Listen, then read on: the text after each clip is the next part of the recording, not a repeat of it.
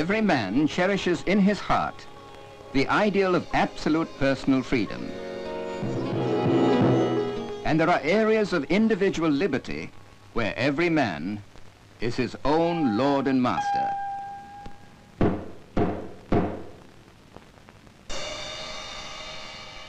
Here he is free to strike any attitude,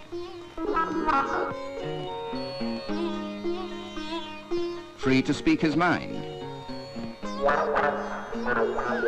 free to express himself forcefully or creatively.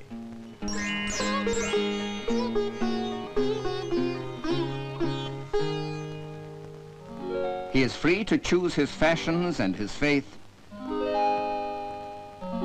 and to indulge his fancies.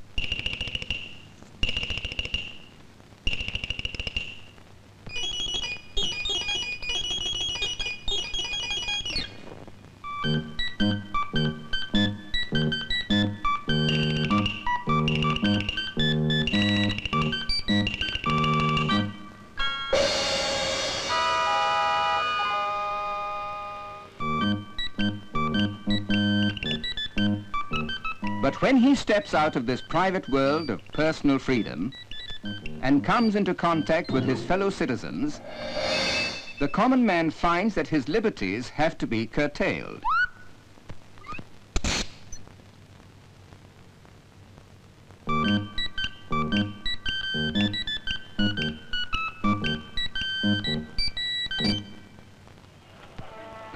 He finds that he has to curb his caprices and submit himself to social control. He allows himself to be governed. But how and by whom is he to be governed?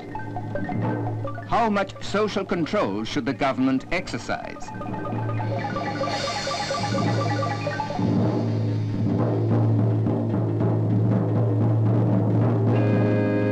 An autocratic government believes in total control.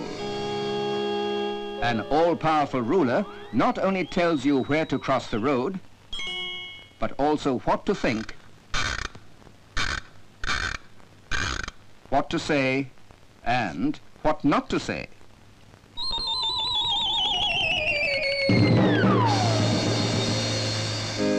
Mr. Common Man has no legal means of removing such a government from power. And any attempt at defiance may not only be futile, but may even be fatal. In a democracy, on the other hand, every citizen has a voice in the process of making the laws that govern him.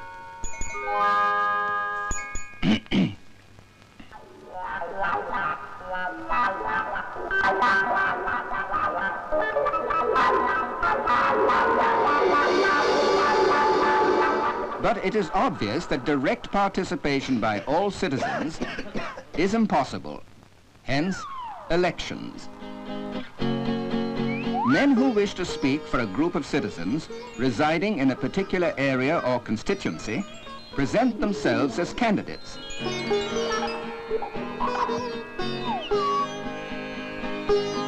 Considering them carefully, the common man makes his choice, unaffected by enticements or threats.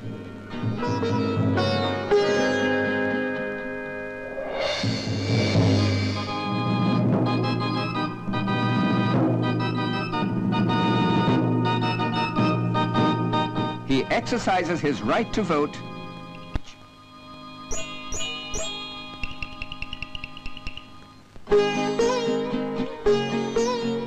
The votes are cast in absolute secrecy. And the candidate who wins the largest number of votes is declared elected.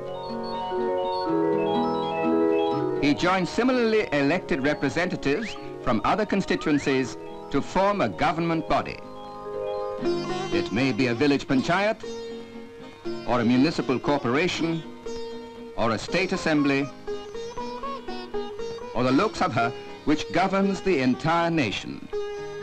All these governments, national, state, and local, derive their authority from the voter, from Mr. Common Man, and they exist for his benefit.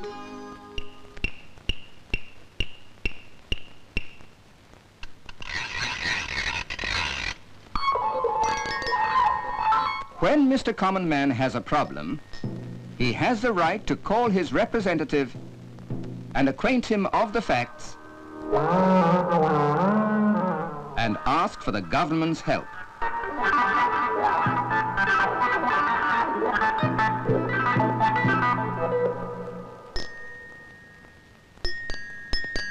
The representative presents the common man's case to his fellow members.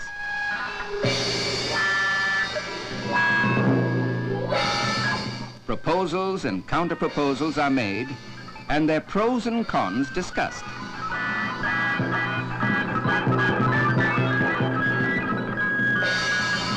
Finally, the members vote, and the will of the majority prevails.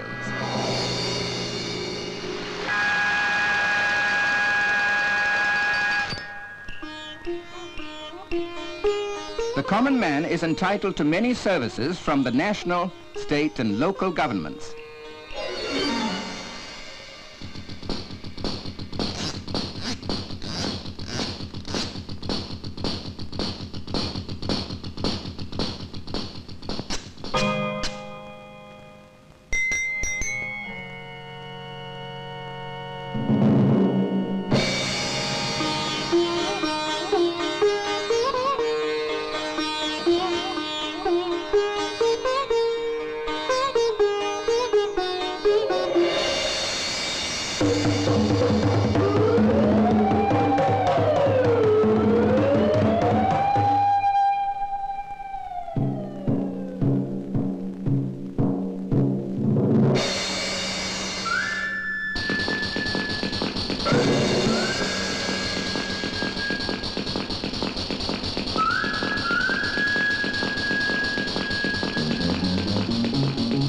Sanitation, transport, housing, electrification, law and order, railways, banking, insurance, steel plants, power projects, the postal service.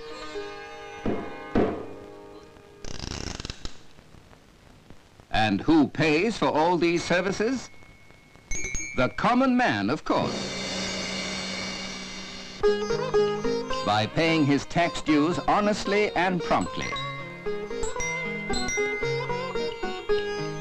And since it is his money that the government spends, he keeps a careful eye on the government's projects.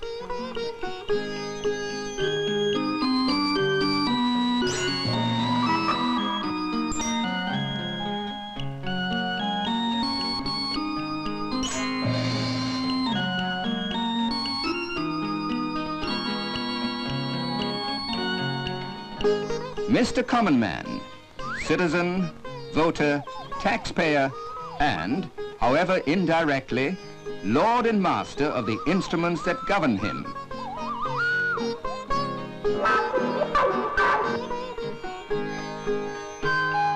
They are as dear to him as that citadel of freedom which he cherishes within his heart.